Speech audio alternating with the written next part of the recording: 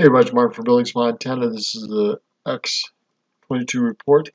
This is about the Federal Reserve and how a little history lesson on how Wilson and the Congress on the 23rd of I think it was December, just a couple days before Christmas, screwed the American people over through banking elite groups. With their bill by putting clauses in the bill that limited their power. And what did they do? They removed these limits once the bill was passed. So here's Congress. They thought they would limit these powers. But once the bill was passed, they removed these limitations. Again, these elite people are slimy snakes, and this Federal Reserve law needs to be stopped, broken up, and Trump is trying to do that. We're going to find out more of this in the future. Remember what happened with Andrew Jackson. That's why Andrew Jackson's picture is in the Oval Office. More on this later. A double-headed trickery of the public and Congress, all it took. And while most of the 535 members of Congress were at home for Christmas or preparing to leave for the holidays, Congress passed the Federal Reserve bill by the vote of 43 to 25. The bill was then... there's over 500 people at that time in Congress, and 43 to 25. What a tragedy. What a con job. What a lie and deception. Represented to the newly elected U.S. President Woodrow Wilson, and Woodrow Wilson signed it into law on December 23rd, 1913. And with that, a small group had the monopoly over the issuing and creation of American money.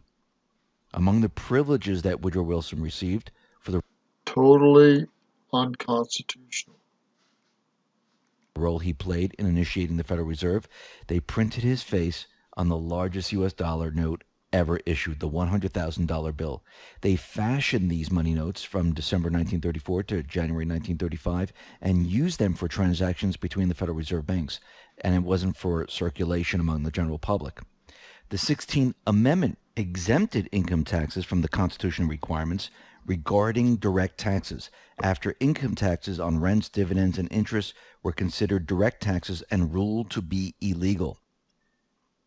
Federal income tax on labor has been unlawfully imposed on the American people and kept in place for over a century.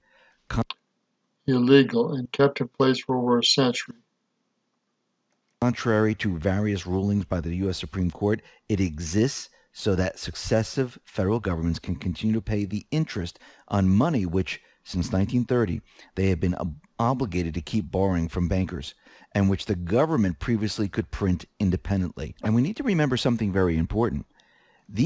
Which the government previous to this time could print independently, but not after this time. That's the catch. That's the hook. That's the control. We're paying interest on this crap. This is all treasonous. These central bankers, the only way they can weasel their way in here is with lies and trickery.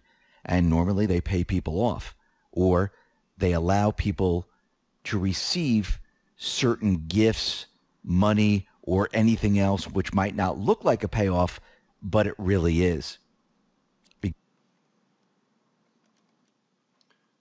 So what has Trump got to do with this, changing this Federal Reserve? Not putting a president in it from the United States, but working on controlling it and limiting its power. He is making trade deals out in Japan. He's saying that we're not ready for China as of yet, but soon we will be.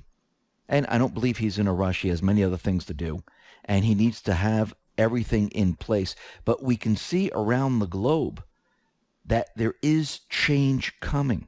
And there's a reason for this, because the people, they're starting to understand, they're starting to realize, they're starting to wake up to the fact that the elected leaders are not working for the people. And a lot of these elected leaders, they weren't even elected by the people. They were put into place by the elite. I mean, when you give two options, this person is chosen by the elite and this person is Other That's not a fair choice because no matter what happens, they always win out. Why do you think they're fighting so hard against Trump? He wasn't chosen. They never wanted him in there.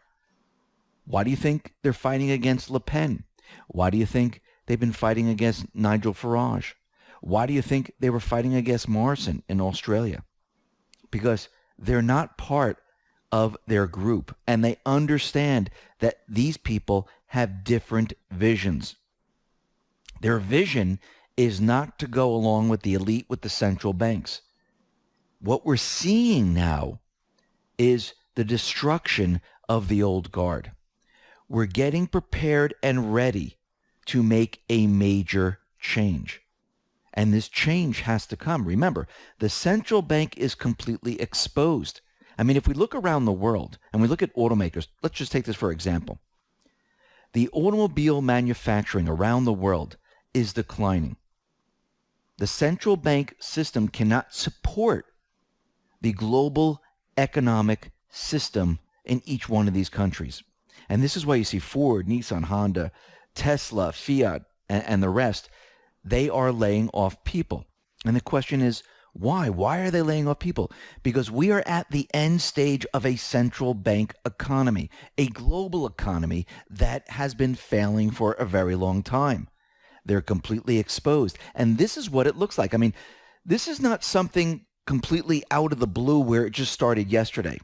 This has been occurring for a very long time.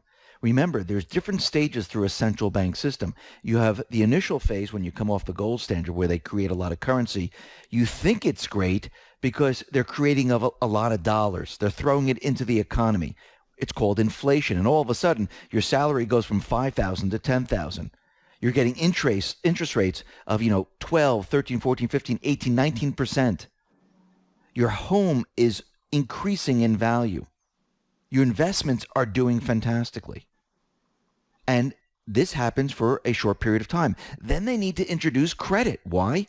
Because that initial push starts to die down. And now people are starting to realize, well, my money doesn't go as far. How do I survive? Introduce credit, lower the rates.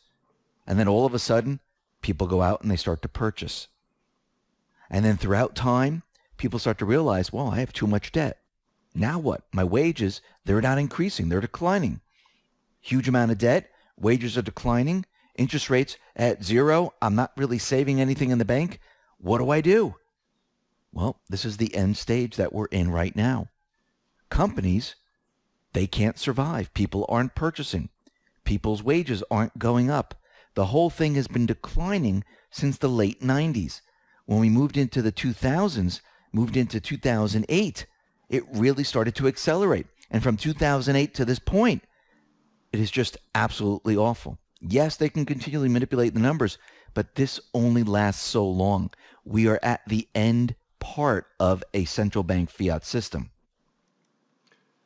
Now, the whole truth of the matter is real simple. We're maxed out in debt. Our wages aren't increasing. Our buying power isn't increasing. We're at the end part. This is the end game part. We have to get into a new system, a better system, or we're done for. The ministers are going to be done for anyhow. And like I've always said, they're expecting, they wanted an event. They don't have it. They're exposed. And what they're trying to do is they're trying to figure a way around this. But it seems like it's a little too late because the people around the world, by being in this position for a very long time, they're sick and tired of the central bank system. Around Europe and around the rest of the world, there are protests where they're protesting the central bank system. They don't want it. And we're going to see this here in the United States because Trump's message is going to push the people to have protests against the central bank system. And as he continually tweets out his message, people are going to wake up and people are going to realize. Because once it's shown that there was treason in this country, there was corruption, do you think people are going to believe him? Absolutely. If they believe him with that, do you think they will believe him with the central bank, that the central bank is not good for this country. And if they start showing evidence of why it's not good for this country, the people will believe, and that is called an audit. That Whether or not we get an audit will yet be seen. I don't think we've ever really audited the central bank and the Federal Reserve System. I don't think it's ever been audited. I don't think it will be done, even when it's discredited. I don't think it will be. But we will have to get out of it. Excuse me, we will have to get out of it. There's no two ways about it. One way or another. We'll have to control it and get out of it. This is why the digital currency is also such a big threat, and why major players are getting into the digital currency this year and next year.